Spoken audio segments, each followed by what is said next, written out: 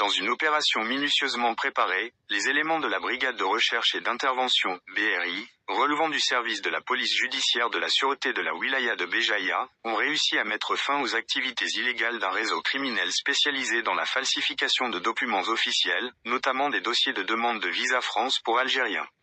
Ce réseau, composé de 4 individus, s'activait discrètement dans la région de Béjaïa, se servant de moyens techniques sophistiqués pour produire de faux documents à l'apparence parfaitement authentique, et contrefaire les cachets de l'État utilisés dans de nombreuses administrations. Tout a commencé lorsque des informations sensibles sont parvenues aux services de sécurité, signalant des activités suspectes menées par certains individus dans la ville de Béjaïa. Ces derniers auraient été impliqués dans la constitution de dossiers de visa falsifiés pour les Algériens, notamment pour les demandes liées aux études à l'étranger, et plus particulièrement pour des destinations européennes comme la France. Alertés par ces renseignements, les enquêteurs ont immédiatement mis en place un dispositif de surveillance et entamé une série de vérifications et de recoupements. Grâce à l'exploitation du renseignement et à une enquête de terrain rigoureuse, l'un des membres du réseau a pu être identifié.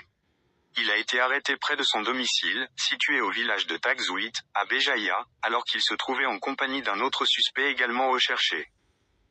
La perquisition effectuée dans le domicile du principal mis en cause a permis aux enquêteurs de mettre la main sur un important lot de pièces compromettantes.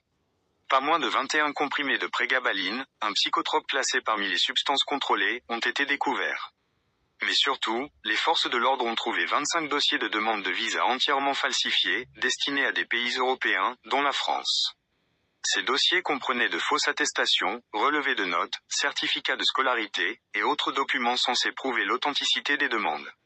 À cela s'ajoutait un arsenal de matériel électronique destiné à la falsification, ordinateurs, imprimantes spéciales, scanners haute définition, ainsi que plusieurs cachets d'État minutieusement imités, représentant différentes institutions officielles et ministères algériens.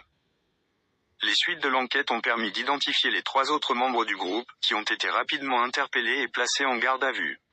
Présentés devant le parquet compétent, ils font face à de lourdes accusations. Constitution d'une association de malfaiteurs en vue de la contrefaçon et de l'usage de faux cachets officiels, falsification de documents administratifs, fabrication non autorisée de cachets d'organismes publics, et détention de produits psychotropes sans autorisation.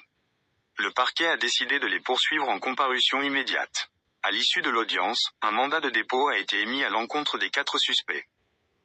Par ailleurs, 9 autres personnes, identifiées comme des clients ayant sollicité les services du réseau pour obtenir de faux documents en vue d'une demande de visa, ont été placées sous contrôle judiciaire. Ces derniers auraient payé des sommes importantes pour se doter de dossiers falsifiés censés augmenter leurs chances d'obtenir un visa d'études pour la France. Concernant l'affaire distincte liée à la possession des psychotropes retrouvés chez 2 des suspects, un dossier judiciaire séparé a été ouvert, débouchant également sur l'émission d'un mandat de dépôt à leur encontre. Cette affaire met en lumière un phénomène préoccupant qui touche de nombreux jeunes Algériens en quête de perspectives à l'étranger, et qui, face aux difficultés d'obtention de visa, se tournent parfois vers des réseaux illégaux. La vigilance accrue des forces de l'ordre et la collaboration entre services spécialisés ont permis de démanteler cette structure frauduleuse avant qu'elle ne fasse davantage de victimes ou ne compromette la sécurité documentaire des institutions algériennes.